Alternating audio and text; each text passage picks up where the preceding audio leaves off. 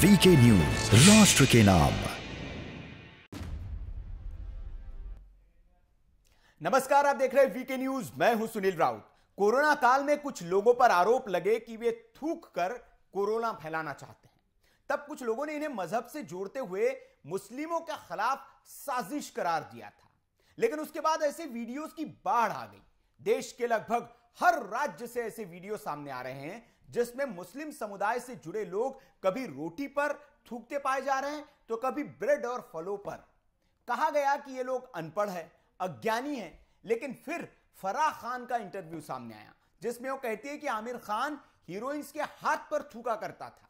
उसने कई नई हीरोइनों के हाथों पर थूका और वो भी हाथ दिखाने का बहाना बनाकर।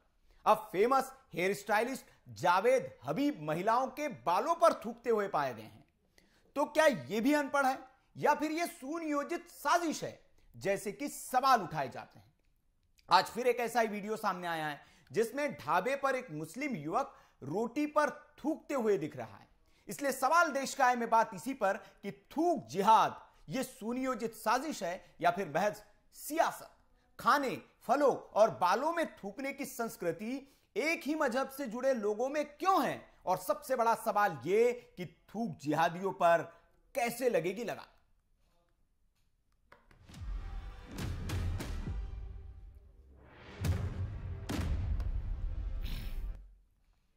तो थूक जिहाद अब देश में आम बात हो गई है।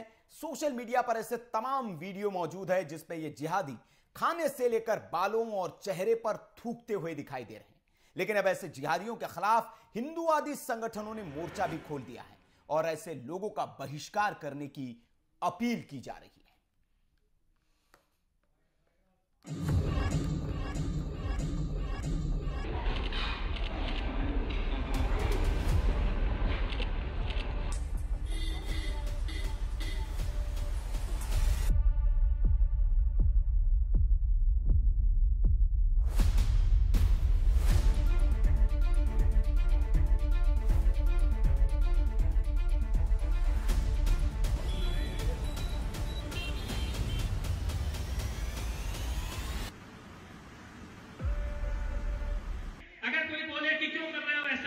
तो डंडे की चोट से कहना, थूका हुआ खाना मुझे नहीं खाना, जो करना है कर लो। क्यों खाएंगे थूका हुआ खाना? क्यों कटवाएंगे थूके हुए बाल? देखा अभी उस बहन को क्या कर रहा था जावेद हबीब? क्या कर रहा था? मतलब उसका भाई, उसका बेटा, उसका पति बाहर जाके मेहनत कर रहा होगा, काम कर रहा होगा, धन के लिए कुछ कर रहा होगा, देश के लिए, और मैडम जी बालों में थूक लगवा के आए। किसकी जिम्मेदारी है? हम सबकी जिम्मेदारी है। आप ये मान के चलो, अगर आपने नहीं देखा कहां से आ रहा है, तो आपके धर्म के काम में भी, शादी के समारोह में, यज्ञ में, हवन में, उसमें भी भगवान को कोई थूक ना जा रही हो। ये जिम्मेदारी लेनी होगी कि नहीं लेनी होगी? ये तो कास्ट की जिम्मेदारी है। कैसा कैसा व्यवहार चल रहा है? आटे में थूक देते, महिलाएं कटिंग कराने जाती हैं, उनके बालों में थूक देते हैं। अरे जिनकी थूकने की संस्कृति है, हिंदुओं खड़े हो जाओ, अब उन पर थूकने का काम करो जो तुमको अपमानित करते हैं। और इसलिए ध्यान रखो, ये जो थूकने वाले लोग हैं, जो भारतीय कल्चर पर हाथ उठाते हैं, इनके खिलाफ, इनका षड्यंत्र को तोड़ना है, इनके खिलाफ माहौल बनाना है। क्योंकि ये क्या बात है, आटे में बताओ थूकने दें किसी को? तो देखा आपने, कुछ वीडियोस हमने आपको दिखाए और ऐसे तमाम वीडियोस हैं जो पानी की बोतल 20 लीटर की बेची जाती है, उसमें साफ करने के बाद थूका जा रहा है। जो ब्रेड आपके घर आ रहा है उसमें थूका जा रहा है। जो फल आप खरीद के ला रहे हैं उसमें थूका जा रहा है। जो रोटी आप खरीद के लाते हैं होटल से उसमें थूका जा रहा है। और ये थूकने की संस्कृति जो पाई गई है वो एक मजहब से जुड़े लोगों में ही पाई गई है। चिंता का विषय है और उसकी प्रतिक्रिया के तौर पर अब दूसरे संगठन के लोग बहिष्कार करने की बात कर रहे हैं। फिर इस पर बवाल शुरू होगा कि देश का सेकुलरिज्म खतरे में आ गया है, एक मजहब के लोगों को, एक धर्म के लोगों का बहिष्कार किया जा रहा है। लेकिन ये जो लोग हैं जो थूक रहे हैं और खुलेआम थूक रहे हैं, इन पर कैसे लगाम लगाई जाएगी, ये बड़ा सवाल है। और इसीलिए सवाल देश का है में आज हमने ये बात उठाई है, क्योंकि ये जो वीडियोज आ रहे हैं ये देश के सांप्रदायिकता को भी खतरे में डाल रहे हैं, सामाजिक ताने बाने को भी तोड़ रहे हैं। जो गंगा जमुनी तहजीब की जो बात की जा रही है उसमें भी ये खलल डालने वाले वीडियो है, क्योंकि ये कुछ लोग थूक रहे हैं। जैसे कहा जा सकता है कि ये तो कुछ लोग हैं, लेकिन इससे पूरा समाज, पूरा जो मुस्लिम समाज है वो सवालों के घेरे में आ रहा है, और इससे उन पर भी असर पड़ेगा, क्योंकि खरीदने वाला अब बार बार सोचेगा कि इस व्यक्ति से खरीदे हम या नहीं खरीदे। तो इसलिए भी यह खतरे की घंटी है। तो इसलिए तमाम मेहमान हमारे साथ चर्चा में बने हुए हैं। इस पर चर्चा के लिए हमने आमंत्रित किया अश्विनी शाही जी भारतीय जनता पार्टी से हमारे साथ जुड़ेंगे। उससे पहले अभी आदित्य त्रिपाठी जी कांग्रेस से हमारे साथ मौजूद है, धर्मेंद्र गोस्वामी जी है, हिंदू धर्म गुरु है, मिन्नत गोरखपुरी साहब है, मुस्लिम स्कॉलर है, और अरविंद बिद्रोही जी है, राजनीतिक विश्लेषक। मिन्नत गोरखपुरी साहब, मैं आप ही से शुरुआत करूंगा। ये वीडियोस आपने भी देखे होंगे, सोशल मीडिया पर तमाम वीडियोस ऐसे वायरल हो रहे हैं, और किस तरह से घृणित है ये देखकर हमें आपको भी घृणा हो रही होगी। मैं पहली प्रतिक्रिया आपकी जानना चाहूंगा कि ये संस्कृति आती कहां से है? मिन्नत जी। पहले ही आपने कहा कि एक वर्ड इस्तेमाल आपने किया कि थूक जिहाद करके। पहले तो हमको ये समझना होगा कि ये जिहाद वर्ड है क्या। कुरान से जो कुछ वर्ड निकाले गए जिसको पूरी दुनिया में तोड़ मरोड़ के पेश किया गया, मैं बिल्कुल भी इसका समर्थक नहीं हूँ। और मैं एक जिम्मेदार मुसलमान होने के नाते आपके लिए पूरी जिम्मेदारी से कह रहा हूँ कि थूकने की परंपरा या थूक करके किसी को सर्व करना, इस्लाम इसकी इजाजत बिल्कुल भी नहीं देता। जो लोग भी ऐसा काम कर रहे हैं, यकीनन चाहे वो कोई भी हो, मेरा बड़ा भाई हो, मेरा छोटा भाई हो, मेरे घर का भी कोई व्यक्ति हो, उसको सजा मिलनी चाहिए। क्योंकि जैसा कि आपने अपनी बातों में कहा कि भारतीय संस्कृति, भारत जो हमारा मुल्क है, इसकी विशेषता क्या है, जब आप इसका अध्ययन करेंगे तो आपको पता ही चलेगा कि पूरी दुनिया में कई मुल्कों का मैंने खुद दौरा किया। मैं आपको बताऊं कि पूरी दुनिया में कोई भी ऐसा मुल्क नहीं मिलेगा जहाँ पर हर धर्म जाति के लोग एकदम स्वतंत्रता पूर्वक रहते हैं, और एकदम एक हमारा जो मुल्क है ना साहब, वो एकदम समझिए कि एक बागीचा है, और बागीचे को जब अगर फुलवारी बनाने की कोशिश की जाएगी तो इसकी इज्जत आबरू खत्म हो जाएगी। मैं सोचता हूँ, मेरे दादा मुफ्ती शहर गोरखपुर कहा करते हैं कि मैं पूरी दुनिया में चला जाऊँ, वहाँ के फूलों से वो खुशबू नहीं आती है जो हमारे भारत देश की मट्टी से निकली है। दूसरी बात आपने जो अभी कही कि जिहाद के रियल माने होते हैं अपने नफ्स से लड़ना, अपने अंदर की बुराइयों से लड़ करके अच्छी चीजों को फतह पाना। जैसे नहीं, गोरखपुरी साहब आप अच्छी बात कर रहे हैं, जिहाद के माने अलग होते हैं, लेकिन ये इस तरह का शब्द दिया गया थूक जिहाद इसको। और आप ये देखेंगे कि कोई जितने भी लोग पकड़े गए, नौशाद पकड़ा गया हो या और भी जो लोग पकड़े गए, दिल्ली के ख्याला से इब्राहिम और साबी अनवर पकड़े गए थे, इंदौर से एक बुजुर्ग सामने आए थे, सब टोपी और दाढ़ी वाले ही हैं। तो इसीलिए इसको जिहाद से जोड़ा जा रहा है, और एक सुनियोजित तरह। आप देखिए हबीब साहब अब बालों में थूक रहे हो सार्वजनिक तौर पर, तो ये भाई थूकने की परंपरा ये क्या जरूरत है? और एक मैं टीवी डिबेट सुन रहा था, उसमें एक मौलाना साहब थे, वो कह रहे थे ये तो हमारी परंपरा है थूकने की।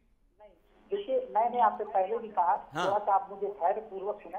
मैं इस वक्त एक ऐसे मजहब की नुमाइंदगी कर रहा हूँ जो खेले नहीं, मैं आपके ख्यालात बहुत अच्छे हैं गोरखपुरी साहब, लेकिन आप जैसे लोग जब तक सामने नहीं आएंगे और इन लोगों का बहिष्कार नहीं करेंगे, इनको तो आपको तो बाकी लोगों को मौका मिल रहा है ना। आपने सुना होगा कपिल मिश्रा साहब जैसे लोगों को फिर यही लोग मौका दे रहे हैं, कह रहे कि इनका बहिष्कार करो। क्या पता किसी मुस्लिम की दुकान से हम जो चीज खरीद के ला रहे हैं उसमें थूका हुआ हो, फिर आप कहेंगे कि सेक्युलरिज्म खतरे में आ गया, भैया हमारा बहिष्कार किया जा रहा है। लेकिन जिम्मेदार कौन है, उस पर नहीं लगता आपको कि लगाम आपकी ओर से लगाई जानी चाहिए?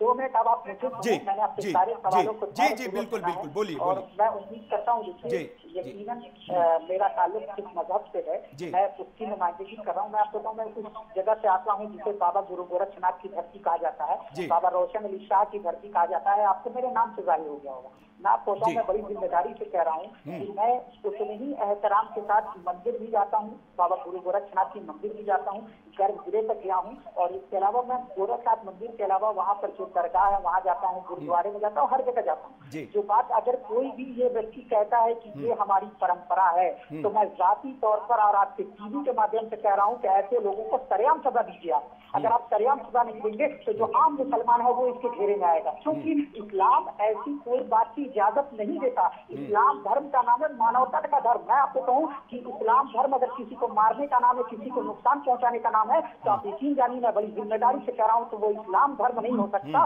वो उनका अपना फैक्टर हो सकता है, अपनी सोच हो सकती है, उनका बाजारी मजहब है ये। इस्लाम तो वो है जो भूखे को खाना खिलाने का नाम है। इस्लाम तो वो है जो दया को, किसी भी व्यक्ति अंधे को देखने का रास्ता दिखाने का नाम है। इस्लाम तो वो है जो कहता है कि आपके घर में अगर खाना बना हुआ और आपका पड़ोसी परेशान है तो वो खाना आपके लिए हराम है। मजहब इस्लाम तो ये है। अफसोस की बात यह है कि कुछ जाहिल मुसलमान, मैं जिम्मेदारी से कह रहा हूँ, कुछ जाहिल मुसलमान ऐसी हरकत करते हैं जिससे आम मुसलमान परेशान हो जाता है, जिससे हम लोग को सवाल, आपने अभी कहा, मैं आपसे बड़ी जिम्मेदारी से कह रहा हूँ कि अगर मैंने किसी ऐसे व्यक्ति को देखा तो मैं सार्वजनिक स्तर पर मैं खुद उसके खिलाफ मुकदमा करूंगा और मैं खुद कहूंगा। मैं आपको बताऊं, मैंने आपसे पहले भी कहा कि बाबा गुरु गोरक्षनाथ की धरती से मेरा ताल्लुक है। मैं जिस जगह रहता हूँ उसका नाम साहबगंज है। वही साहबगंज जहाँ हमारा हिंदू भाई भी रहता है, जहाँ मुसलमान भाई दोनों एक साथ व्यापार करते हैं। कोई मुसलमान ये नहीं कहता कि हिंदू भाई मेरी दुकान से सामान न ले, या कोई हिंदू भाई ये नहीं कहता कि मुसलमान मेरी दुकान से सामान न ले। मुसलमान कहता है कि रोजी आ रही है, हिंदू भाई कहते हैं कि लक्ष्मी भी आ रही है। तो उस वक्त आपकी सारी चीजें कहाँ चली जाती हैं साहब? उस वक्त पेट की बात आ जाती है।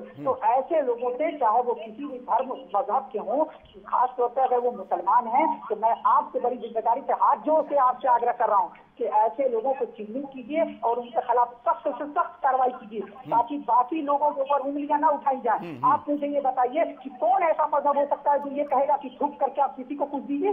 ये कौन सा मजहब है भाई? ये तो कैसा मानवता है? ये कैसा इस्लाम है? ये उनका अपना बाजारू मजहब है। ये लोग अपने जाति मफाद के लिए, अपनी फ्री में टीआरपी इकट्ठा करने के लिए ऐसी हरकत कर रहे हैं। इस्लाम इसकी कतई इजाजत नहीं देता। और मैं जाती तौर पे और आपके टीवी के माध्यम से कह रहा हूँ कि ये मुसलमान नाम के हो सकते हैं, ये रियल मुसलमान नहीं है। उन्होंने कुरान को नहीं पढ़ा है, ये इस्लाम को नहीं जानते हैं। जी जी जी, बहुत अच्छी बात आपने की। और यही इस्लाम आप कहते हैं कि यही इस्लाम सिखाता है, यही होना चाहिए। लेकिन ये कौन लोग हैं जिनको, जो इस तरह से सामने आते हैं? आप कह रहे हैं कि इनको खुलेआम तौर पर सजा देनी चाहिए, लेकिन ये भी भारत की संस्कृति नहीं है कि पकड़कर उनको खुलेआम सजा दे दे। हालांकि आप लोग कह तो दिया आपने कि सजा देनी चाहिए, लेकिन आप जैसे लोग पहल नहीं करेंगे इन लोगों को सजा देने की। क्योंकि आपको याद होगा, एक कमलेश तिवारी नाम के शख्स हुआ करते थे इस पृथ्वी पर, उन्होंने कुछ शान में गुस्ताखी कर दी थी, वो जेल वेल भी चले गए थे उसके बाद। लेकिन उसके बाद भी कुछ लोगों ने ध्यान में रखा कि नहीं, इन्होंने गुस्ताखी की थी, और कुछ दिनों के बाद उनका सर काट दिया गया, सजा दे दी गई।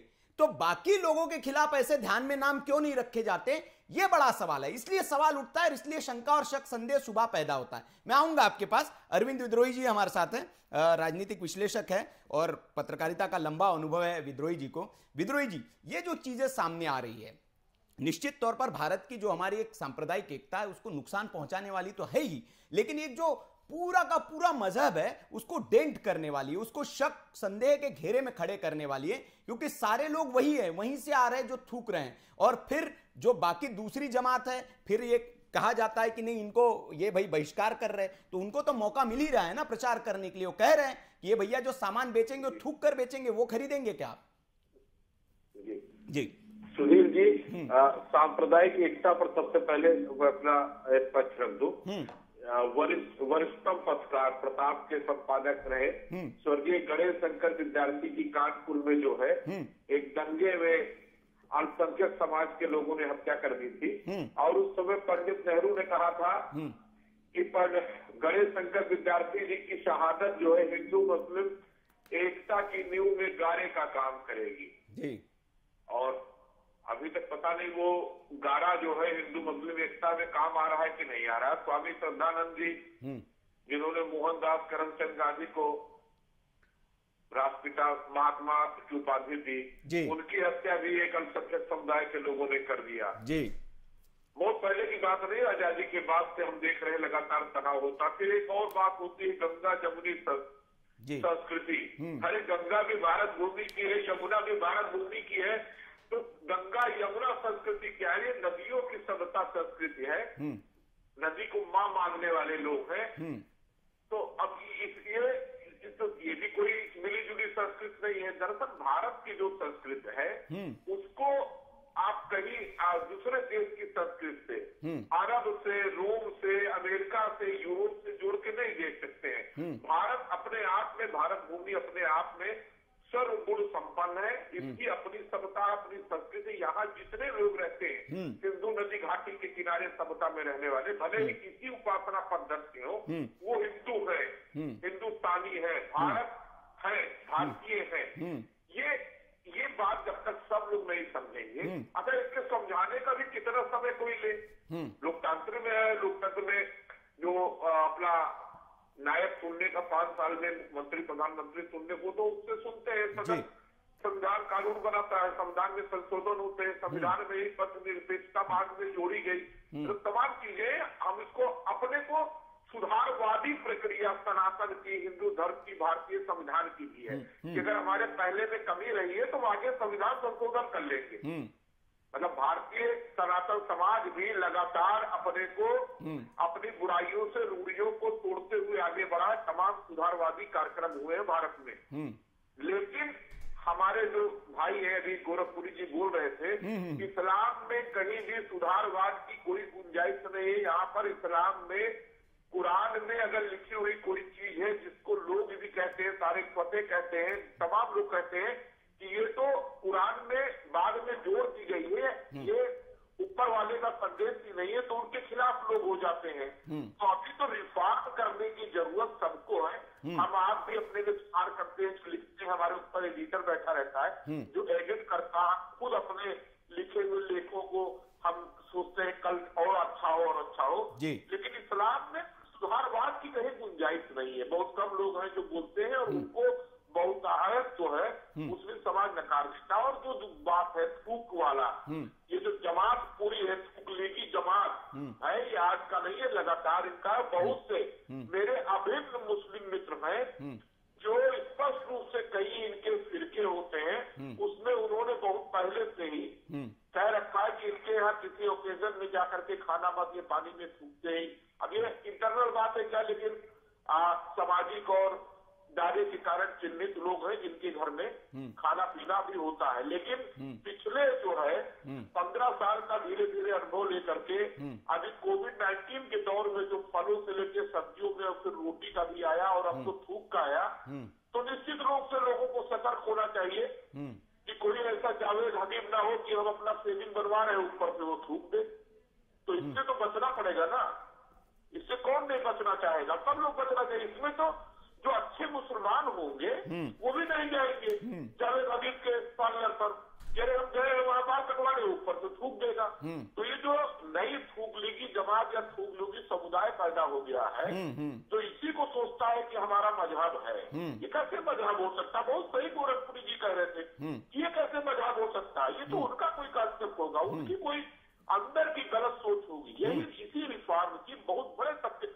हमारे यहाँ सती प्रसाद जी, उसका विरोध हुआ, राम मोहन राय जी ने सुधार किया, लगातार हुआ, स्वामी आर्य समाज आया, ब्रह्म समाज आया, आज भी हम लोग बात कर लेते हैं, गायत्री परिवार आया, जब उसको सुधारवादी नहीं, क्यों नहीं सुधार कर रहे हैं? और बिल्कुल समाज के हर वर्ग को इन फूकने वाली संस्कृति के लोगों से दूर रहना पड़ेगा और उन लोगों को चिन्हित करिए, चाहे जिस वर्ग के समुदाय के हो, पंथ को मानने वाले हो, जो वास्तव में ठीक हो, नागरिक जिनके अंदर नागरिक चेतना तो हो। ये कौन सी संस्कृति की आप नहीं, बिल्कुल बिल्कुल, ये विद्रोही जी आप सही कह रहे हैं कि ये आप थूक रहे हैं तो जरूरी नहीं कि जो रोटी आप थूक रहे हैं वो सिर्फ किसी हिंदू के घर जाएगी, किसी क्रिश्चियन के घर जाएगी, वो हो सकता है आपके भाई मुसलमान के घर भी जा सकती है। और वो जब खाएगा, ये सेहत से जुड़ा हुआ मामला है, हमारी हेल्थ से जुड़ा हुआ मामला है, क्योंकि अभी कोरोना काल चल रहा है। और ऐसे वक्त में अगर इस तरह की संस्कृति और ये घृणित किस्म के अगर ये लोग इस तरह से मिलेंगे, तस्वीरें आप देख सकते हैं कैसी कैसी, मतलब वो लिफ्ट में कोई चढ़ रहा है और वहां पर कोई मिल गया आपको तो उसके ऊपर आप थूक दे रहे हैं, कोई रास्ते से गुजर रहा है उसके ऊपर आप थूक दे रहे हैं, पानी की बोतल उसमें आप थूक दे रहे हैं। तो ये कहीं ना कहीं जब ये तस्वीरें देखते हैं तो ऐसा नहीं लगता है कि ये कोई अनजाने में की गई हुई चीज है, ऐसा लगता है कि सुनियोजित तरीके से प्रशिक्षित किए गए हुए लोग हैं और इनको बताया गया है कि ऐसा करना है। और तब जाकर ये कर रहे हैं। ये इन तस्वीरों से समझ में आता है। जो तस्वीरें आप देख रहे हो उन तस्वीरों में आपको दिख रहा है, देखिए लिफ्ट में एक महिला है और 2 पुरुष निकल रहे हैं और उसके ऊपर वो थूक दे रही है। अब पता नहीं इससे क्या मिलता है और क्या इसके पीछे की वजह है। मेरे साथ कांग्रेस से भी मेहमान जुड़े हुए हैं। आदित्य त्रिपाठी जी, शायद उनसे कुछ तकनीकी दिक्कत होगी। आदित्य जी आ गए शायद हमारे साथ। आदित्य जी, तो आदित्य जी हमारे साथ जुड़े। आदित्य जी, मैं आपसे यह समझना चाहूंगा, ये तस्वीरें आपने भी देखी होंगी, मैं बिल्कुल इस तरह से कह सकता हूं कि इसका समर्थन आप नहीं करेंगे और करना भी नहीं चाहिए, लेकिन चूंकि एक राजनीतिक विचारधारा के नाते पिछले बार भी हमने देखा जब कोरोना काल में जब तबलीगी जमात पर इस तरह के सवाल उठाए गए तो आपकी पार्टी थी जिसने इस तरह से कहा कि नहीं, एक समुदाय को बदनाम करने की साजिश है, हिंदुवादी संगठन बदनाम कर रहे हैं, इससे बहिष्कार होगा। तो आपको नहीं लगता कि जो पॉलिटिकल लाइन हम जो लेते हैं वो पॉलिटिकल लाइन भी ऐसे जो तत्व है उनको बढ़ावा देती है और उसके बाद से लगातार मामले बढ़ ही रहे हैं घटने के बाद? त्रिपाठी जी। अच्छा, आदित्य जी हमारे साथ नहीं है। धर्मेंद्र गोस्वामी जी है, महामंडलेश्वर है, हिंदू धर्म गुरु है। धर्मेंद्र गोस्वामी जी, आपने ये तस्वीरें देखी होगी और मेरा सवाल आपसे ये है, जाहिर तौर पर आप इसका विरोध करेंगे, विरोध करना भी चाहिए, लेकिन इसके आगे की मैं आपसे बात करता हूं, क्योंकि गोरखपुरी साहब ने भी जो बात कही कि इस्लाम नहीं सिखाता, इस्लाम में सब लोग इस तरह के लोग नहीं हैं, कुछ लोग हैं, चिन्हित लोग हैं, लेकिन जिस तरह की फिर दूसरे ओर से बातें होती कि नहीं, इनका तो पूरी तरह से बहिष्कार कर देना जाना चाहिए, इनसे कुछ सामान नहीं खरीदना चाहिए, क्योंकि तो सब लोग ऐसे ही थूक के देते होंगे। कपिल मिश्रा साहब का आज का एक वीडियो कह रहे कि हमारे यहाँ जो पूजा में सामान आ रहा हो, क्या पता उसमें थूक कर आया हुआ सामान हो, कि वो अपवित्र हो जाए हमारा सामान। देखिए, इस घटना और जो पहले की पूर्व की जितनी सारी घटनाएं हैं, हाँ, उनसे सिर्फ एक बात सीखने की आवश्यकता है कि अगर जहाँ तक बात इस्लाम की आती है, तो जैसे किसी का घर में बच्चा अगर कहीं शरारत करके आए तो उसके माता पिता, उसके जो गार्जियन है, वो उसको दंडित करते हैं, पड़ोसी जब शिकायत करते हैं। तो इस तरीके की, जैसे अभी गोरखपुर भाई बंधु ने हमारे ने कहा कि इस तरीके की घटनाओं को अंजाम देने वालों को ज्यादा से ज्यादा कोई अगर दंडित किया जा सकता है, उसके लिए एक कानून बने। मेरा मानना है कि अगर कहीं पे भी इस तरीके की बात आती है तो भी एक धर्म विशेष की तरफ एक इंगित कर दिया जाता है कि ये काम उसने किया है, वही करते हैं। जैसा कि आपने भी कहा, कोई दूसरा धर्म वाला इस काम को नहीं करता है। तो जहां तक अभी तक, पहले तो इनको पहल करनी चाहिए, क्योंकि इनका बच्चा, इस्लाम धर्म का बच्चा अगर इस तरीके की घटना को अंजाम दे रहा है तो आज तक इनके किसी धर्म गुरु ने क्यों उसका एक्शन नहीं लिया? आज गोरखपुरी भाई इस बात को कह रहे हैं, समझ में आता है, चलो ठीक है, इनको बहुत बुरा लगा है, हमसे पहले इनको बुरा भी लगना चाहिए और उसका समाधान भी करना चाहिए। तो इसका समाधान क्या किया गया, कानून में क्या समाधान किया गया? हम संविधान की बात तो करते हैं, हमारे देश में रहकर हम संविधान की बात बहुत अच्छी बना लेते हैं, लेकिन उसका कोई इस्तेमाल क्यों नहीं करता? हमारा कानून पहले बताइए, आप पीछे क्यों है? क्या किसी धर्म विशेष के लिए कानून बना ही नहीं है? हमने देखा है कि अगर जहां पर कोई जजमेंट दिया जाता है और ना ऊपर की लाइन में उसका जजमेंट है, ना नीचे की लाइन में जजमेंट है, तो उसको बिटवीन द लाइन कर दिया जाता है। तो वैसे हम कहना चाहेंगे कि अगर ये संविधान फेल होता है, इस भारतीय संस्कृति पर ये संविधान फेल होता है, तो हम थोड़ा पीछे जाना चाहेंगे। पीछे अगर जाने की बात करते हैं तो जहां महाभारत का काल का इतिहास अगर देखा जाए तो वहां पे दुर्योधन ने हमारी माता बहनों के साथ, यानी कि माँ द्रौपदी के साथ इस तरीके का दुर्व्यवहार किया तो उसके पूरे वंश को खत्म कर दिया गया, उसकी गंगा को तोड़ा गया। तो उस तरीके का कानून को स्थापित करना चाहिए। ये सनातन संस्कृति है और सनातन का मतलब यही होता है, वो अखंड है, वो कभी ना शुरू हुआ था ना कभी समाप्त होगा। उससे पीछे भी चली जाइए, रावण की बात कर लेते हैं हम, रावण ने छोटा सा गुनाह किया था, उसके बाद उसको वंश को समाप्त कर दिया गया। तो इस तरीके का कोई कानून बने ना, सरकारों को भी सामने आना चाहिए ना, इन चीजों को ये क्यों बढ़ावा दिया जा रहा है? और जो विशेष धर्म की बात आ रही है, उस विशेष धर्म के 4 लोग आगे आए और सरकार से अनुरोध करें कि जी हमें कोई आपत्ति नहीं, आप इस तरीके का एक कानून बना दीजिए। तब तो मैं समझूंगा कि इस्लाम जो है इन चीजों का विरोध करता है। इस्लाम ही तो बढ़ावा दे रहा है, इस्लाम अपने आप को आगे लाने के लिए इस तरीके की एक्टिविटीज करता हुआ आ रहा है। क्यों नहीं कोई बोला है? इनका धर्म क्यों नहीं बोलता है हर बार? क्या इस सनातन संस्कृति को खत्म करने की तरफ ले जाना चाहते हैं हम कहते हैं कि शांति व्यवस्था व्यवस्था कायम रखे। इस तरीके के उपद्रवी माहौल को पैदा करने से कोई फायदा नहीं है। और अभी हम माहौल राजनीतिक चल रहा है, इसलिए हम उस तरीके से बोलना नहीं चाहते, नहीं तो अभी यही लोग हमें बीजेपी का एजेंट बताना शुरू कर देंगे। सनातन संस्कृति की रक्षा करने के लिए ये साधु संतों का जन्म हुआ है और इसकी वो रक्षा भली बात ही करना जानते हैं। तो मेरा सभी मुस्लिम भाइयों से, और अभी गोरखपुर भाई हमारे बहुत अच्छा बोले, मैं कहता हूँ कि आप पहल करिए इस चीज का, हम लोग भी समर्थन करते हैं, और आप अपने समाज के जो भी इस्लामिक धर्मगुरु हैं उनसे भी पहल कराइए कि इस तरीके का कोई कानून बने और उसको तत्काल दंडित किया जाना चाहिए। कोर्ट का फैसला ना हो, उसको तत्काल जेल में डाल देना चाहिए, और जेल में उससे मैं कहूंगा कि मानवाधिकार का भी हमें ध्यान रखना चाहिए, लेकिन इस तरीके का उससे प्रताड़ना दिया जाए, इस तरीके का उससे काम लिया जाए, जिससे कि दूसरे लोगों को इस तरीके की घटना करने के लिए सोचना 1000 बार सोचना पड़े, इस तरीके की उनको यातनाएं जेल में दी जाए। ठीक है महामंडलेश्वर जी, आपने कहा, और भारतीय जनता पार्टी से जो सत्ता में भी है, केंद्र में भी है, उत्तर प्रदेश में भी है, संदीप दुबे जी उनके प्रतिनिधि के तौर पर है हमारे साथ में। संदीप जी, महामंडलेश्वर जी ने मांग कर दी, हालांकि मैं इससे बहुत ज्यादा सहमत इसलिए नहीं हूं क्योंकि कानून हमने कई मसलों पर बना दिए, कानून हर मसले का हल नहीं है। हमने निर्भया के साथ जो हुआ उसके बाद इतना कठोर कानून बनाया, उसके बाद भी इस तरह की घृणित घटनाएं रुकने का नाम नहीं ले रही है। तो सिर्फ कानून से समाधान नहीं होगा, सामाजिक तौर पर हमें एक जागृति लानी होगी, चेतना लानी होगी, और ऐसे लोगों का सामाजिक तौर पर ही बहिष्कार करना होगा। यह बात आपने बहुत सही कही कि घर में अगर छोटा बच्चा है और अगर गलती करता है तो उसी दिन उसका कान मरोड़ दिया जाए पहले दिन, तो बड़ा होकर वो गलती नहीं दोहराएगा। लेकिन अगर आप उसको शह देंगे तो वो तो फिर आगे चल के चोर से डाकू बनेगा और वो बड़े काम करेगा। संदीप जी, वैसे महामंडलेश्वर जी ने मांग की है कि कानून इस पर बनाया जाए, लेकिन मैं ये समझता हूं क्योंकि सत्ता में फिर आरोप आपके ऊपर लग जाते हैं कि विशेष धर्म के लोगों को आप परेशान कर रहे हैं, क्या समाधान इसका नजर आता है आपको? और बहुत घृणित अपराध है ये, क्योंकि स्वास्थ्य से भी जुड़ा है, कोरोना काल चल रहा है। सुनील जी, देखिए ऐसे विषयों पे ऑलरेडी पहले पूर्व में कानून है, आईपीसी, सीआरपीसी, इन सब विषयों को गवर्न करती है। जरूरी है कि जिसके साथ गलत हुआ या जो मानता है कि वो व्यक्ति गलत कर रहा है, तो वो उस विषय को लेके अगर कोर्ट में जाता है, थाने में जाता है, अपना कंप्लेंट करता है, तो पुलिस जरूर कार्रवाई करेगी। देखिए, एक सामाजिक सरोकार का विषय, इसे मैं हिंदू मुस्लिम के पक्षकार के तौर पे नहीं जोड़ के देखूंगा। अगर मैं किसी व्यक्ति विशेष को अगर लांछना दूंगा तो वो राजनीतिक विषय आ जाएगा, फिर कई मित्र हमारे ऊपर प्रश्न करेंगे। हम बार बार ये विषय कहते रहते हैं कि हम सबके अच्छे और बुरे कर्म से हमारा राष्ट्र प्रभावित होता है और हम सब लोग को मिलकर बेहतर करना चाहिए। इस राष्ट्र को अपना समझने की जरूरत है, इस राष्ट्र की जितनी सभ्यता संस्कृति उसको स्वीकार करने की जरूरत है, उसको अपना समझने की जरूरत है, वो मोहब्बत और प्रेम की जरूरत है। दिक्कत क्या हो गई है कि हम कुंठित होते जा रहे हैं, हमारी मानसिकता कुंठित होती जा रही है, हमारे विचार संकीर्ण होते जा रहे हैं, हमारी सोच छोटी होती जा रही है, हम विभाजनकारी नीतियों के बहकावे में आ गए, हमारी सोच इतनी संकीर्ण हो गई है कि हमें दृष्टि दूसरे के स्वाभिमान नहीं दिखता, दूसरे का मोहब्बत नहीं दिखता, दूसरे की सोच बेहतर है वो नहीं दिखता, उस सोच को भी हम छोटा कर लेते हैं। अब जरूरत क्या है, ऐसे सभी विषयों पे एक सामाजिक चिंतन की आवश्यकता है। मैं नहीं कहता कि ये इस धर्म का व्यक्ति है यही गलत कर रहा है, गलत करने वाले लोग सभी धर्म सभी जातियों में है। जरूरी है कि उनको ये स्वीकृति समाज में न मिले, वो गलत करते हैं तो उनकी वाहवाही समाज में नहीं मिले। मैं बड़ा अच्छा सुन रहा था हिंदू धर्म गुरु महामंडलेश्वर जब धर्मेंद्र जी बोल रहे थे, तो उन्होंने अपने को संकुचित किया और कोशिश करी कि किसी धर्म विशेष पे हम आरोप न लगाए, आक्षेप न लगाए, और ये बहुत अच्छी बात है क्योंकि हम सब लोग को अपने अपने अंदर झांक के देखना पड़ेगा।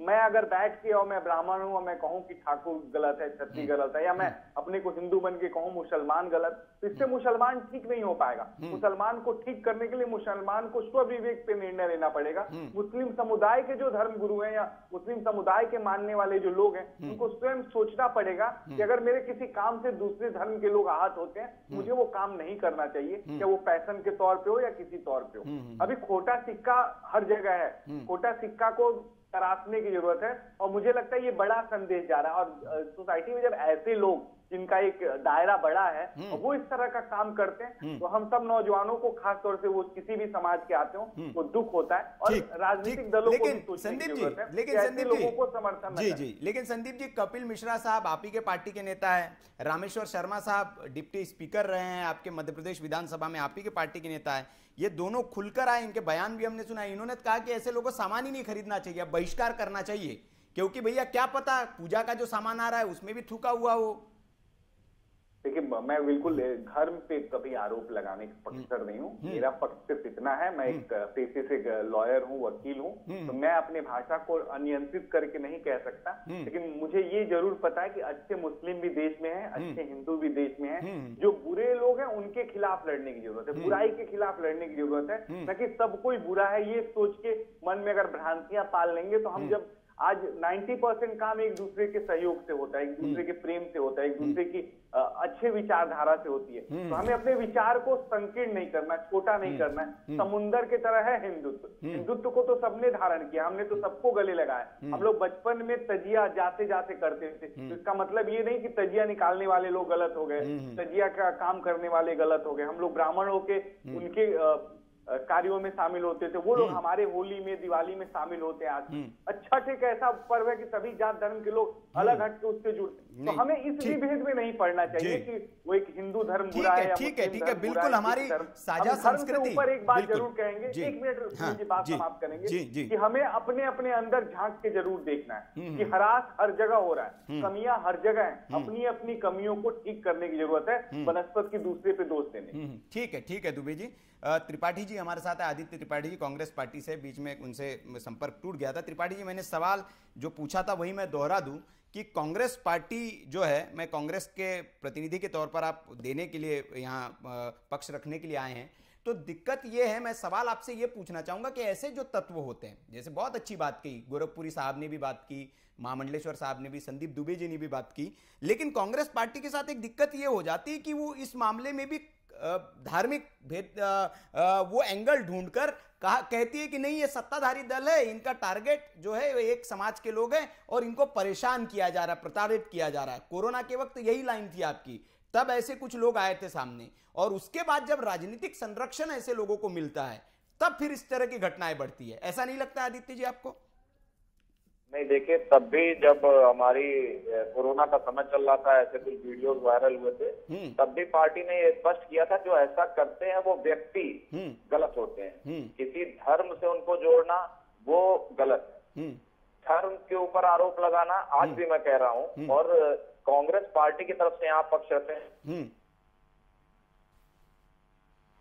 उस व्यक्ति को गलत कहना चाहिए, ना कि उसको धर्म से जोड़ना चाहिए। जैसे कि अभी जावेद हबीब जी वाला मामला हुआ, उसमें आप देख सकते हैं, जैसे महामंडलेश्वर जी बैठे, उन्होंने बहुत सही बात की कि घर में ही अगर बच्चे को कान ऐड दिया जाए तो वो आगे बदमाशी कम करता है। तो मैं कहना चाहूंगा, आज भारतीय जनता पार्टी की सरकार है, जावेद हबीब जी उनके पार्टी में 2019 में ज्वाइन कर चुके हैं, तो पहली कार्रवाई तो भारतीय जनता पार्टी को उनको अपनी पार्टी से निकाल कर करनी चाहिए थी, और उनको पूरे देश में ये संदेश देना चाहिए था, ना कि फर्जी बयानबाजी करके कि 48 घंटे उनका वो बंद कर दिया जाए। ऐसी बयानबाजी करने के बजाय अगर भारतीय जनता पार्टी ने उनको ठोस कदम लेते हुए जेपी नड्डा जी द्वारा एक पत्र जारी कर उनको निकाल दिया गया होता, तो समाज में एक अच्छा संदेश जाता।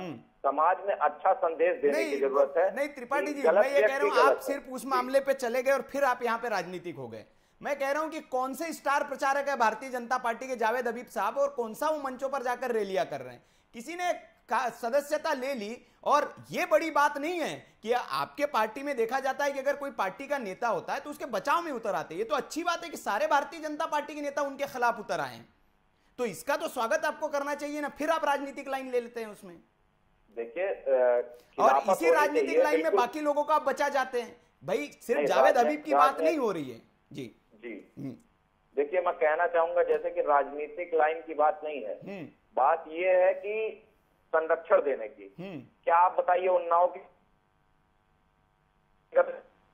नहीं दिया, जब तक प्रियंका जी वहां नहीं गई तब तक उनकी गिरफ्तारी नहीं हुई, ना उनके ऊपर कोई कार्रवाई हुई।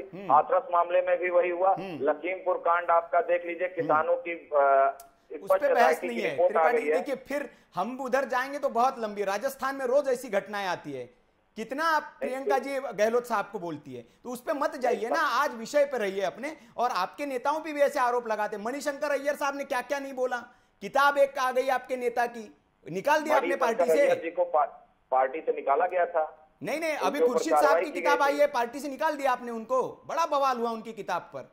आपके पार्टी के नेता भी उल जलूल बयान दे देते हैं, कितनी बार कार्रवाई करते हैं। राजनीतिक मत हुई, आज हम थोड़ा सामाजिक विषय पर चर्चा कर रहे हैं, और मैं यही उम्मीद कर रहा था आपसे कि आप उसका खंडन करें जैसे लोग कह रहे हैं, और उसको मजहब से आप जोड़ने की बात कह रहे हैं, लेकिन वो दुर्भाग्य की बात है कि एक ही मजहब से जुड़े लोग हैं सारे, इसलिए हमें उसको मजहब से जोड़ना पड़ रहा है। दुर्भाग्यपूर्ण है, बिल्कुल दुर्भाग्यपूर्ण। और जैसा मैं तो गोरखपुरी जी की भी बात से सहमत हूँ, महामंडलेश्वर जी की भी बात से सहमत हूँ कि ऐसे लोगों को समाज से बहिष्कृत करना चाहिए। ऐसे लोगों को उन्हीं के समाज में जब बहिष्कृत कर दिया जाएगा तो आगे से वो ऐसा काम करने से डरेंगे जी, और आगे और भी लोग ऐसा काम नहीं करेंगे, चाहे वो किसी धर्म, समुदाय, जाति, किसी से आए। जी बिल्कुल बिल्कुल। और मैं ये भी उम्मीद करता हूं कि जैसे राजनीतिक दल बाकी मामलों पर एक धार्मिक लाइन देखकर ट्विटर पर सक्रिय हो जाते हैं, ऐसे मामलों पर भी सक्रिय हो जाना चाहिए। लेकिन चूंकि हमारे विचारधारा का ये मामला नहीं है, हमारे वोट बैंक से जुड़ा मामला नहीं है, तो चुप्पी साध लेते हैं। ये राजनीतिक प्रश्रय जो है, ये ऐसे अपराधियों को, ये मैं तो अपराधी ही कहूंगा इनको और संरक्षण देते हैं। मेरे साथ गोरखपुरी साहब है, मिन्नत गोरखपुरी साहब, एक सवाल आपसे ये कि सब लोगों ने कहा, आपने बहुत अच्छी बात की, आपके विचार बहुत अच्छे हैं, लेकिन आपके जो समाज के, आपके मजहब से जुड़े जो बड़े धर्मगुरु हैं, देखिए बात बात पर फतवा जारी हो जाता है। अभी कुछ दिन पहले एक फतवा जारी कर दिया गया था कि नहीं भैया, वो स्कूलों में लड़का लड़की को साथ नहीं पढ़ना चाहिए, वो दिक्कत हो जाती है, मतलब अलग अलग। एक उधर आ गया कर्नाटक में, नहीं बुर्का पहन के ही जाना चाहिए, वो हिजाब पहन के ही जाना चाहिए स्कूलों कॉलेज में, ऐसे जाएंगे तो दिक्कत हो जाएगी। ऐसा एक हाथ फतवा इन पर भी जारी क्यों नहीं कर देते धर्मगुरु लोग? ये जो थूकते हुए पाया जाएगा वो इस्लाम के खिलाफ है, उसको इस्लाम से बाहर कर दिया जाएगा। आपको नहीं लगता कि ऐसे लोगों के खिलाफ एक फतवा जारी करके संदेश देने की जरूरत है, ताकि जाए उन लोगों में कि नहीं भैया, ये इस्लाम नहीं सिखाता है इस तरह से थूकना? मैं बड़े देर से सबको सुन रहा था जी। मैं उम्मीद करता हूँ कि जब मैं बात करूंगा तो आप मुझे भी उतनी ही जिम्मेदारी। नहीं बिल्कुल बिल्कुल, बोलिए जी जी बोलिए। सर आपने अभी कहा, मैं आपको बताऊं कि हमारे भारत देश का जो मुसलमान है, अल्हम्दुलिल्लाह मुझे उनके ऊपर फख्र है कि जब कश्मीर का मामला हुआ, आप बताइए किसी भारतीय ने रोड से उतर कर इसका विरोध किया? नहीं, क्योंकि वो राष्ट्र हित में था। जब ट्रिपल तलाक की बात आई, आप बताइए भारत से कोई भी मुसलमान रोड से उतरा? या भगवान राम की जब भव्य मंदिर, नहीं ये गलत बात है, इस पे मैं टोकूंगा आपको। ट्रिपल तलाक के मामले पर कोई मुस्लिम सड़क पे नहीं उतरा, इस मामले पे टोकूंगा। बड़ी बड़ी रैलियां निकली, विरोध हुआ, मुस्लिम पर्सनल लॉ बोर्ड ने इसको इस्लाम के खिलाफ बताया, इस पे टोकूंगा। बाकी बात, हाँ राम मंदिर पर नहीं हुआ, राम मंदिर पर ओवैसी साहब नाराज हुए, ये बात उनके जो उस तरह के लोग थे कट्टरपंथी, हाँ एक व्यक्ति के जन्म से आप सबका वो नहीं कर सकते। एक व्यक्ति को उससे आप नहीं कर सकते। सम्मान करिए, जब संविधान के अनुरूप सरकार चुन के आती है और सरकार जो फैसला लेगी वो सभी को मान्य होगा। देखिए ये मैं यहाँ सहमत नहीं हूँ आपसे। आप आज के मुद्दे पर चर्चा करें। जी जी जी बोलिए आप गोरखपुरी साहब। सर मैं आपसे बस ये कह रहा हूँ कि देखिए ऐसा नहीं है, और मैं बड़ी जिम्मेदारी से आपके साथ कह रहा हूँ कि देखिए अभी कुछ दिन पहले टेररिज्म को लेकर के उलमाओं ने एक बहुत बड़ा अभियान चलाया, और हर शहर में जाकर के अपने डेलीगेट करके उन्होंने ये बताया कि देखिए आतंकवाद का कोई मजहब नहीं होता है, और जो लोग ऐसा करते हैं वो मरने के बाद जन्नत में नहीं जहन्नम में जाएंगे। तो यकीनन जो आपकी बात है, मैं 100% आपकी बात से सही हूँ कि उलमाए जो धर्म गुरु है खासतौर पर उनको आगे आना चाहिए। और मैं स्वयं आपसे बड़ी जिम्मेदारी से कह रहा हूँ कि मैं हर इंस्टीट्यूशन को ये लिखित भेजूंगा कि ऐसे लोगों के खिलाफ एक अभियान चलाई जाए। और जब आप जुमे की नमाज के लिए खड़े होते हैं और फतवा देते हैं तो बाकायदा बहुत तकरीर करते हैं, फतवा देना नहीं कहते इसको, तो आप जब तकरीर करते हैं, उनको बताते हैं कि सही क्या है गलत क्या है, तो उनको ये बातें जरूर बताइए, जो भी ऐसे लोग हैं चाहे वो कोई भी हो, ताकि वो सुने और जा करके एक दूसरे से ये बताएं कि देखिए ये इस्लाम नहीं हो सकता। इस्लाम तो आपकी मोहब्बत का पैगाम देता है, इस्लाम तो अपने से पहले दूसरे के पेट भरने का नाम है,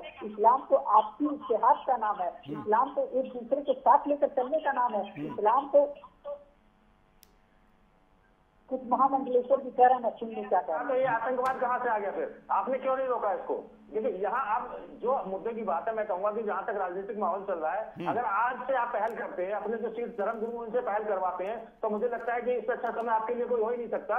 इस्लाम का नाम मत लीजिए, इस्लाम का नाम लेने से क्या होता है? नहीं महामंडलेश्वर जी गोरखपुरी साहब का मैं यहाँ बहुत मतलब स्वागत करूंगा और उनका धन्यवाद भी दूंगा कि उन्होंने इस मंच पर यह आश्वासन दिया है, उन्होंने कहा है कि मैं सारे बड़े धर्म गुरुओं को ये पत्र लिखूंगा और उनसे कहूंगा कि जुमे के नमाज की तकरीर में वो समझाएं ऐसे जाहिलों को, ऐसे मूर्खों को, कि ऐसा थूकना जो है वो इस्लाम की संस्कृति नहीं है। और ये बहुत अच्छी पहल है। इससे पूरे देश के अगर बड़े बड़े मौलाना ये कहेंगे तो जरूर उनके दिमाग के जो जाले हैं वो खुलेंगे कि नहीं, ये इस्लाम नहीं सिखाता, या उनके दिमाग में किसी ने गंदगी डाली हुई है कि ऐसा थूकने से आप किसी को अपमानित कर देंगे, तो वो सुधरेगी चीज। ये बहुत अच्छी आपकी पहल है गोरखपुरी साहब, और मैं उम्मीद करता हूं कि आप करेंगे। लेकिन एक, हाँ जी, आप बोलिए। अब हम मुझे लगता है कि हमारा हिंदुस्तान उस मोड़ पे आ चुका है कि यहाँ पर इस्लाम या सनातन या इन सबसे बढ़ के कहीं ना कहीं हम इंसानियत का सहारा लें। हम इंसानियत के सहारे अगर कोई बात करें तो उसका ज्यादा प्रभाव पड़ेगा। मेरा कहने का मतलब जी बिल्कुल महामंडलेश्वर जी, मैं गोरखपुरी जी आ रहा हूँ। एक मेरा सवाल एड ऑन उसमें यह है कि आप उस पर भी जवाब दीजिए। आपने कहा कि कोई मजहब नहीं होता किसी इसका, मैं ये समझना चाहता हूं कि ये जो इस्लाम है, आप तो बहुत अच्छे बात कर रहे हैं इस्लाम की, और हमें जिस तरह से आप बात कर रहे हैं उस तरह से लग रहा है कि इस्लाम तो बिल्कुल बेकार नहीं है, अच्छी चीज है, बहुत अच्छा है। लेकिन एक दूसरा इस्लाम जब हम देखते हैं, जो हम सीरिया में देखते हैं, जो हमने हाल फिलहाल में अफगानिस्तान में देखा, वो कौन सा इस्लाम है सर, और वो कैसी शिक्षा देता है? वो कौन लोग है? या तो इस्लाम को खराब कर रहे हैं, या आप जो कह रहे वो सही है, या वो जो कह रहे वो सही है? क्यों ऐसी दिक्कत है गोरखपुरी साहब? सर, मैं भारत देश में रहता हूँ और भारतीय मुसलमान हूँ। मेरा अफगानिस्तान, सीरिया के मुसलमानों से कोई लेना देना नहीं। वो किस तरह की आइडियोलॉजी रखते हैं, उनका अपना नजरिया है, वो सही है गलत है, मैं उसका जजमेंट नहीं कर पाऊंगा।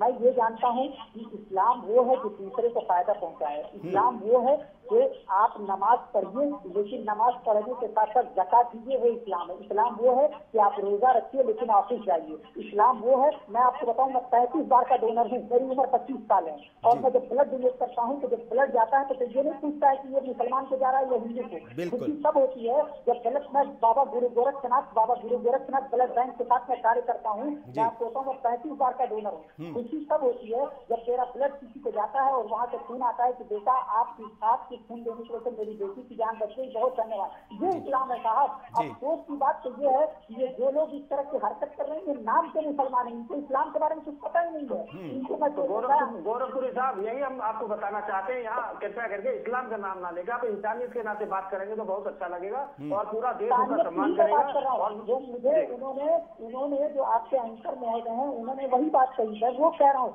सर मैं, क्योंकि आप एक धर्म की नुमाइंदगी कर रहे हैं, एक मजहब की नुमाइंदगी कर रहे हैं, आप उसकी बात करेंगे। मैं आपसे ये नहीं कह रहा हूँ कि मैं परफेक्ट मुस्लिम हूँ या मैं परफेक्ट भारतीय हूँ। आपने अभी किसी वरिष्ठ पत्रकार साहब ने कहा हिंदू है, बड़ी जिम्मेदारी से मैं कह रहा हूँ कि मैं भी हिंदू हूँ। हिंदू इसलिए हूँ कि 7वीं सदी में जब अरब भारत में आए तो उन्होंने कहा कि हिंदुस्तान में रहने वाले लोग जो हिंद नदी के किनारे रहते थे वो हिंदू हैं, तो उस हिसाब से तो मैं भी हिंदू हूँ। बड़ी जिम्मेदारी से कह रहा हूँ कि भारत में रहने वाला हर व्यक्ति हिंदू है। गोरखपुरी साहब, आप ये बात आपने बोल तो दी टीवी पे, लेकिन पता चले कल फतवा आ गया आपके घर पे। वो कई लोग कहते भाई, वो तो कहते हैं कि हिंदू हम तो तलवार रख दो हमारे गले पे, हम नहीं बोलेंगे। वो ओवैसी साहब कहते हैं कि भैया हिंदू हम तो है ही नहीं। योगी जी आपको टिकट देने वाले हैं, लग रहा है वही भाषा आप बोल रहे हैं जो हिंदू बोलता है।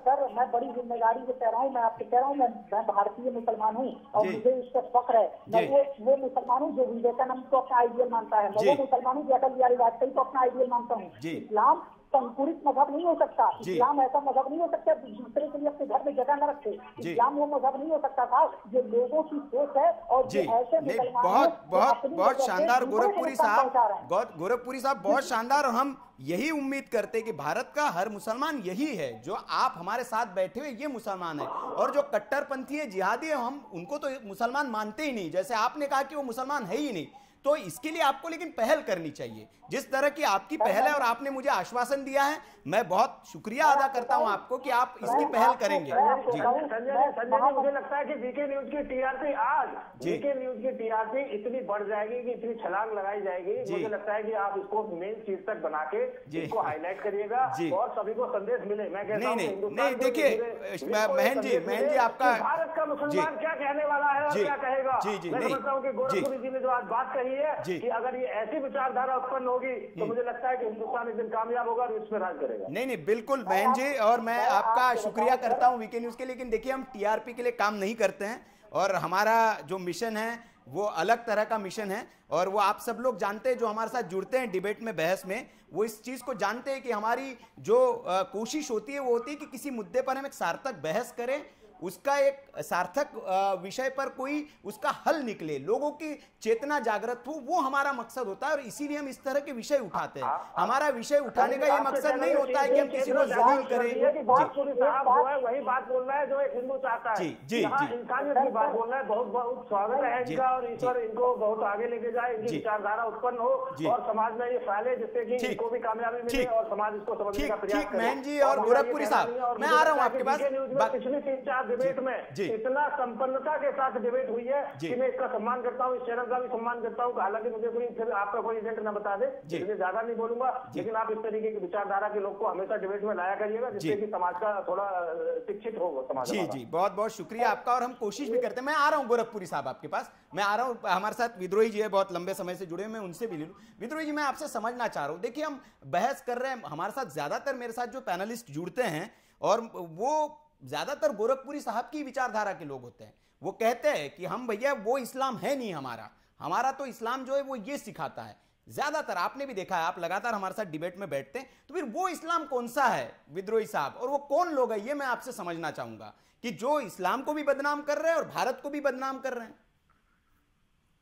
देखिए, बहुत मुझको लगता है शायद ये 2011-12 की बात है जी।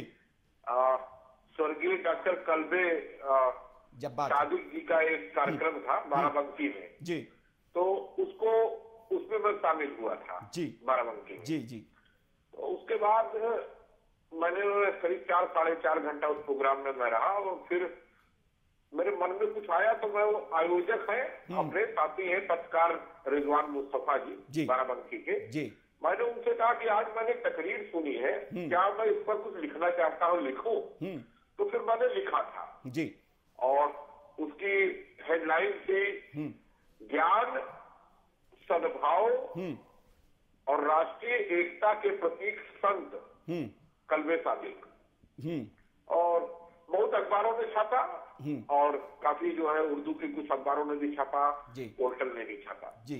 और उसमें उन्होंने एक बात कही थी करबला के युद्ध का जिक्र करते हुए कि मुसलमानों तुम ये बताओ कि हजरत के नवासे को मारने वाले क्या बजरंग दल के थे, आरएसएस के थे या भाजपा के थे जी? उसमें कोई मोमिन था, कोई नमाजी था और सब अल्लाह अकबर के नारे लगा रहे थे जी। तो मुझे लगता है कि वो लड़ाई जिसने अपने पैगंबर के परिवार के लोगों को नहीं बख्शा, जिन लोगों ने, उनके हाथ में एक इस्लाम का झंडा है और एक उनके हाथ में झंडा है जो उनको मानने वाले थे जी। जैसे हम लोग क्या भी देखिए, शिव के भक्त रावण भी था और शिव के राम भी थे जी। तो ये सदियों से अच्छाई और बुराई की जंग है जी, लेकिन कौन खड़ा किसके तरफ है ये फैसला करिए। आज के हालात में हम लोग बिल्कुल ये तय करें, बिल्कुल मैं तो सावधानी से हर बात कहता हूँ, सुनील जी आप जानते हैं, बिल्कुल बिल्कुल किसी गैर परिचित ठेले वाले से सब्जी केला टिकला लेना बंद है। पहले तमाम दुकानें थी जहां से हम लोग रोटी भी ले आते थे, तंदूरी रोटी, अब सेलेक्टेड दुकान है वहां से लाया जाता है। पहले तो होता था कहीं से भी जाए, यहाँ भेड़ तो वहां से ले लो, लेकिन नहीं, जब से ये घटनाएं आई हैं तब से बिल्कुल सेलेक्टेड। और उसमें 2-3 फल वाले हैं जो मुस्लिम हम लोग के बहुत अच्छे परिचित है, उनके यहाँ से लेते हैं, जो दुकानें वहां, क्योंकि कोई भी आदमी जूठा और थूका और गंदा नहीं खाना चाहता है, चाहे जिस संप्रदाय का हो, चाहे जिस पंथ का मानने वाला हो। ये कौन गंदे लोग हैं जो थूकते हैं, थूक को खाते हैं, थूक को खिलाते हैं?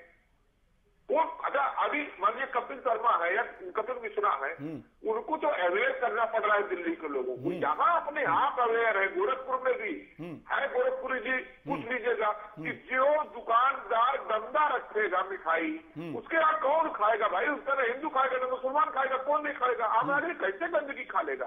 तो जिस अब क्या है दिक्कत कि अगर नहीं, लेकिन जैसे अरविंद जी मैं इसी पे आप आगे आ रहा हूं और ये जो आपने सवाल उठाया इसी से मैं आगे, लेकिन क्या ये नहीं हो रहा कि सारा का सारा फिर, क्योंकि वो टोपी लगा के थूक रहा है, दाढ़ी बढ़ाकर थूक रहा है, तो क्या लोगों के मन में परसेप्शन नहीं जाएगा कि वो अपने जो गंदगी है उसके चक्कर में पूरे समाज समुदाय को, और जो दूसरा व्यक्ति है वो भी शक शुबे के घेरे में आ गया, उसका भी कारोबार चौपट हो जाएगा? बिल्कुल सुनील भाई, मैं वही बता रहा हूँ। जैसे लोगों ने अभी कहा ना, आदित्य जी ने भी, कि उस व्यक्ति की गलती होती है, दिक्कत कहाँ हो रही है।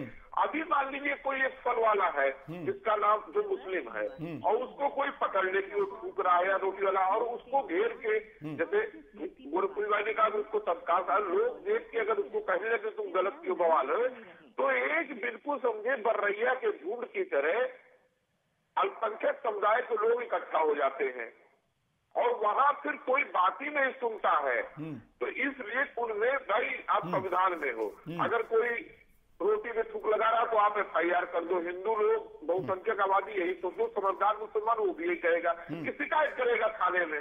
और दूसरा उसका उपाय है कि ऐसे लोगों से के पास जाए ना। अब जावेद हबीब ने जो थूका है ना, उसका खामियाजा आप ग्राउंड पर देख लीजिए कि जो लोग उस न्यूज को ढूंढ रहे हैं, वो लोग मुस्लिमों के हेयर कटिंग सैलून से कम से कम 1-2 बार दूरी बनाए रखेंगे। कोई भी अपने माथे पर गंदगी नहीं लेना चाहेगा। कोई जावेद हबीब के यहाँ तो कोई मुसलमान भी नहीं जाना चाहेगा। जी मुसलमान को भी डर होगा कि विद्रोही जी, जावेद हबीब के तो वीडियोस है ही, लेकिन कुछ वीडियोस और हमने निकाले हैं, उसमें जो फेस मसाज कर रहे हैं कुछ लोग, वो उसमें भी थूक कर फेस मसाज कर रहे हैं। तो वो जावेद हबीब नहीं है, वो तो छोटे सैलून वाले लोग हैं, लेकिन वहां पर भी इस तरह का काम हो रहा है। जी नहीं, अब ये आएगा तो अब धन्य होंगे वो लोग जो मसाज कराने। अब तो सबसे अच्छा समय है जो एक किनारे सड़क पर जो गरीब तबके का आदमी बिना AC और बिना कूलर के खुले में अगर रख के कर रहा है, वो आपका 30 रुपए में बाल भी काट देगा, अजान भी बना देगा, वो थूकेगा भी नहीं। उन लोगों के पास जाइए। ये तो जो जाएंगे सानो शौकत वाले लोग जिनके पास इफरात में पैसा है, जो थुकवा करके आएंगे, वो घर में आकर के नहा धो के पवित्र हो जाएंगे, वही जाएंगे ना। इस तरह की घटना के बाद कोई समाज ठीक विद्रोही जी, जो पॉइंट आपने उठाया, बहुत जायज पॉइंट उठाया। संदीप जी हमारे साथ है भारतीय जनता पार्टी से, मैं उनसे गैर राजनीतिक एक सवाल लेता हूं इसी को लेकर। संदीप जी, आपको नहीं लगता है कि जैसे जावेद हबीब का जो मामला हुआ और ग्राउंड पर क्या हुआ, आपकी जो राजनीतिक दल है भारतीय जनता पार्टी, उसी का शासन है मध्य प्रदेश में, वहां पर तो बाकायदा ऐलान किया गया, भारतीय जनता पार्टी के ही लोग हैं, इंदौर के विधायक है, कैलाश जी के पुत्र है आकाश विजयवर्गीय, रामेश्वर शर्मा जी है और करणी सेना है, उन्होंने बाकायदा ऐलान किया कि 48 घंटे के अंदर जावेद हबीब के सेंटर सारे बंद हो जाने चाहिए, जो नहीं होंगे उनको हम तोड़ फोड़ के बंद कराएंगे। तो नतीजा ये हो रहा है, क्योंकि जावेद हबीब की जो फ्रेंचाइजी लेने वाले लोग हैं वो सारे मुसलमान नहीं है, वो कुछ हिंदू भी है, तो उन्होंने बेचारों ने अपने बोर्ड वोर्ड फोड़ दिए और कह रहे कि अब हम अपने नाम से चलाएंगे दुकान। तो जावेद हबीब साहब की दुकान बंद हो ही रही है, लेकिन जो आर्थिक नुकसान बाकी जो लोग हैं, अब सैलून में वो कह रहे कि नहीं मुस्लिमों के सैलून में ही नहीं जाना है। तो ये जो एक परसेप्शन क्रिएट हो रहा है, मैं गैर राजनीतिक आपसे ये सवाल पूछ रहा हूं कि क्या समाधान लगता है, एक वकील के नाते, आप वकील भी हैं, क्या समाधान लगता है और क्या पहल करनी चाहिए इस्लामी जो धर्मगुरु है उनको, कि ये जो फजीयत हो रही है और जो एक आर्थिक बहिष्कार की ओर एक लोग बढ़ रहे हैं, उससे बचा जा सके?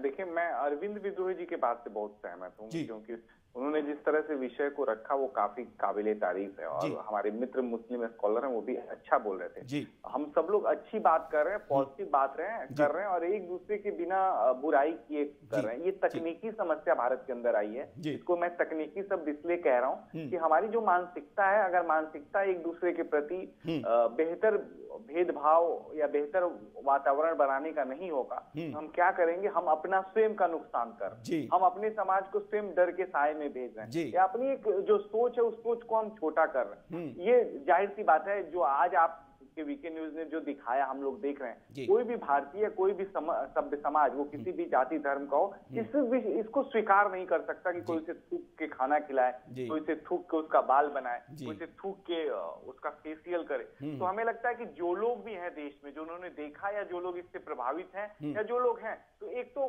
सामाजिक तौर पे तो बहिष्कार होना ही चाहिए। इसलिए बहिष्कार होना चाहिए कि अगर कोई व्यक्ति स्वयं अपनी गलतियों को नहीं स्वीकार करता, तो लोकतंत्र में सिर्फ बहिष्कार ही एक माध्यम है जिसके माध्यम से उसको, उस व्यक्ति को उसकी गलतियां बताई जाती हैं, उसको वो स्वीकार करे तो उससे वो बड़ा होता है। तो हमें लगता है कि जिस समाज की हम बात कर रहे हैं, जिस लोगों की बात कर रहे हैं, जो लोग भी ये काम कर रहे हैं, उनको स्वयं अपने आप को स्वीकार करना पड़ेगा कि उनसे गलतियां हो रही हैं और आगे वो ये गलतियां नहीं दोहराएंगे। नहीं तो समाज तो सब तरह से है, अच्छे लोग भी समाज में हैं, बुरे लोग भी हैं, उनको ठीक करना आता है। अगर बच्चा गलती करता है तो टीचर भी उसको मारता है, घर में आएगा तो पिता को पता चलता है तो पिता भी उसकी पिटाई करता है, घर वालों को संभलने का संवरने का मौका देता है। नहीं, फिर कुल मिला कुछ लोग तो दुबे जी ऐसे कह देते कि लड़के गलतियां हो जाती है, माफ कर देना चाहिए, कुछ लोग तो ऐसे भी है ना। वो स्वीकार नहीं करूंगा, क्योंकि दंड कभी कभी दंड की भी आवश्यकता होती है समाज में। समाज दंड देने के बाद भी लगता है दंड पाने वाले को कि बहुत लोगों को लगता है कि उसको दंड भी दिया गया तो मेरे साथ अन्याय हुआ। फिर मैं इसको जाति धर्म में बांट के नहीं देखना चाहता हूँ। ये काम कांग्रेस के साथी और मित्र का है। उन्होंने आरोप भी लगाया कि ये साहब जो हैं जिनके ऊपर हम चर्चा कर रहे हैं वो भारतीय जनता पार्टी के हैं। मैं कह रहा हूँ कोई कहीं का हो, किस जगह का हो, उसको सभ्य समाज में रहना तो बेहतर ढंग से रहना है, अनुशासन में रहना है, और अनुशासन हम सब लोग के लिए है। इसलिए मैं इसको राजनीतिक दृष्टिकोण न देते हुए सिर्फ इतना कहूंगा कि हर धर्म के लोगों को चाहिए या धार्मिक अनुष्ठान में भाग लेने वालों को चाहिए या अपने धर्म को आगे बढ़ाने की कोशिश जो लोग कर रहे हैं उनको स्वयं में नियंत्रण रखना पड़ेगा, स्वयं में सुधार करना पड़ेगा और स्वयं आदर्श प्रस्तुत करने पड़ेंगे। बिल्कुल, हमारे भाई गोरखपुरी कह रहे हैं। जी बहुत दुबे जी अच्छी बात कही आपने, क्योंकि अगर आप हमारे धार्मिक स्थल जितने भी हैं वहां अगर देखेंगे तो ज्यादातर धार्मिक स्थलों पर जो पूजा का कलावा बेचते हैं, जो हमारे घर में राखियां आती है, वो राखी बनाने वाले, बेचने वाले, यहाँ तक कि हमारे जो ईश्वर है आराध्य, उनको जो हम परिधान पहनाते हैं वो तक बनाने वाले इस देश में मुसलमान ही हैं, और उनसे बेहिचक हिंदू जो है वो खरीद कर लाता है। आज तक इस पर किसी ने सवाल नहीं उठाया। यही हमारे सनातन की खूबसूरती है कि वो बहुत कहा जाता है कि सहिष्णु है, वो इतना कुछ होने के बाद भी वो इसका विभेद नहीं करता है। लेकिन अब जिस तरह की घटनाएं आ रही है उसके बाद एक शंका, मन में शक शुबा होना जाहिर है। और लोग जैसे कि कहा विद्रोही जी ने कि अब हबीब के पास जाने से, भला ही हबीब वहां मौजूद नहीं है लेकिन उसका नाम है, चूंकि तो वहां जाने से लोग डरेंगे कि यार पता नहीं हमारी तो आंखें बंद होगी मसाज के वक्त और पता नहीं ये क्या कर दे। तो अब डर लगेगा और उस डर में जो नुकसान होगा वो अलग बात है। मैं त्रिपाठी जी के पास जाना चाहूंगा, कांग्रेस से त्रिपाठी जी मैं भी चाहता हूं कि आज आप राजनीतिक लाइन न ले, इस पर आपने ली थी, लेकिन क्या कांग्रेस पार्टी जो है आपको नहीं लगता है कि ऐसे खिलाफ राजनीतिक प्रश्रय न देकर, क्योंकि हमारे देश की जो सबसे बड़ी दिक्कत है, अगर ज्यादातर समस्याएं अगर इस देश में हैं तो मैं ये कहता हूं मंच से, और आप भी मानेंगे और विद्रोही जी भी मानेंगे कि राजनीतिक नेता जो है ज्यादातर समस्याओं के लिए जिम्मेदार है। क्यों? क्योंकि एक अपराध होता है लेकिन आपकी राजनीति के लिए वो फायदेमंद है तो उस अपराधी के बचाव में आप उतर आते हैं। कोई नेता कहता है बच्चे हैं, गलतियां हो गई, उनसे माफ कर देना चाहिए, हो जाता है। तो आपको नहीं लगता क्योंकि आपके राजनीति को सूट नहीं करता है तो थूकने वाले का भी आप समर्थन कर देते हैं, भारत तेरे टुकड़े होंगे नारे लगाने वालों के भी आप साथ खड़े हो जाते हैं। तो ये राजनीतिक लाइन जो है वो हमारे देश में समस्याओं की जड़ है, आपको नहीं लगता त्रिपाठी जी? देखिए, जैसे आपने कहा कि राजनीतिक इसको राजनीति से दूर रखते, तो मैंने पहले ही कहा समाज से उन व्यक्तियों का बहिष्कृत होना जरूरी है जो ऐसा घृणित कार्य करते हैं, ये निंदनीय है। अभी जैसे विद्रोही जी ने बताया कि मुस्लिम भी नहीं जाएगा जावेद हबीब जी के पार्लर में, क्योंकि वो भी नहीं चाहता कि कोई उनके ऊपर थूक के बाल काटे या थूक के मसाज करे। तो ऐसे लोग क्या कोई जाना नहीं पसंद करेगा, चाहे वो हिंदू हो चाहे वो मुसलमान हो। और आपने भी कहा कि ये देश सहिष्णुता का देश है। इस देश में कितने परिधान ईश्वर के मुसलमान बनाते हैं, कितने मूर्तिकार हैं जो मुसलमान हैं, तमाम हम देखते हैं। वेस्ट बंगाल से मुस्लिम्स आते हैं और यहाँ पे दुर्गा पूजा में मूर्तियां बनाकर जाते हैं। तो ये एक सहिष्णुता का देश है, यहाँ धर्म पे बात ना करके। और जैसे कि गोरखपुरी जी ने कहा कि वो खुद ही इस पे एक्शन लेंगे और फतवा जारी करवाएंगे, तो ऐसे जब ऐसी बात करेंगे मुसलमान युवा जो पढ़े लिखे हैं। त्रिपाठी जी मैं माफी चाहूंगा, थोड़ा समय कम है, लेकिन आपने भी बहुत अच्छी बात की और मैं उम्मीद करता हूं कि आप कांग्रेस पार्टी की ओर से अगुवाई करते हुए इस तरह के तत्वों के खिलाफ आप आगे आएंगे और अपने नेताओं से भी कहेंगे कि ऐसे तत्वों को राजनीतिक प्रश्रय देने के बजाय उनके खिलाफ खिलाफत करें हम। गोरखपुरी जी, एक अंतिम कमेंट मैं आपसे लूंगा 30 सेकंड में, आप क्या कहना चाहेंगे और ऐसे जाहिल लोगों को क्या संदेश देना चाहेंगे इस मंच से? 30 सेकंड। सबसे पहले तो मैं आपको बधाई दूंगा कि एक ऐसे विषय पे आपने आज बात की है जो वर्तमान समय की जरूरत थी। दूसरी बात, मैं बड़ी जिम्मेदारी से आखिर में कहूंगा, अभी हमारे त्रिपाठी जी ने मुझसे सवाल किया था तो मैं उनसे कहूँ कि अभी एक मामला हैदराबाद से उठा था, इस पर मुस्लिम धर्म गुरुओं ने बड़ी संजीदगी से उसको एक संज्ञान में लिया कि हम उस शादी के शरीक नहीं होंगे, वो निकाह नहीं कराएंगे जहाँ पर दहेज का मामला आएगा। तो इसी तरीके से एक अभियान चलाना चाहिए और मैं बड़ी जिम्मेदारी से करा कि मैं भी इसके लिए कोशिश करूंगा। हमने कोरोना काल में मुसलमानों से एक अपील की। ठीक गोरखपुर जी, मैं माफी के साथ आपको रोक रहा हूं और तमाम मेहमानों से माफी चाहूंगा, समय इजाजत नहीं दे रहा है, लेकिन बहुत शुक्रिया आपका तमाम मेहमानों का कि बहुत एक सकारात्मक आज बहस हुई इस विषय पर और सबने एक सुर में यह माना कि ऐसे जो थूक जिहादी, जो थुकलिकी लोग हैं, ऐसे लोगों का बहिष्कार होना ही चाहिए और इनको सबक सिखाना चाहिए। और ऐसे लोगों की वजह से पूरा समाज, देश, धर्म सब कुछ बदनाम हो रहा है। तो ऐसे लोगों पर जो धार्मिक गुरु है उनको भी सामने आना चाहिए। बात बात पर फतवा देने वाले लोग ऐसे लोगों पर भी फतवा दे दे तो इस समस्या का समाधान हो सकता है। हर मसले का हल कानून नहीं है। आज सवाल देश का है में बस इतना ही। कल फिर हाजिर होंगे एक नए सवाल के साथ। तब आप देखते रहिए वीके न्यूज। नमस्कार।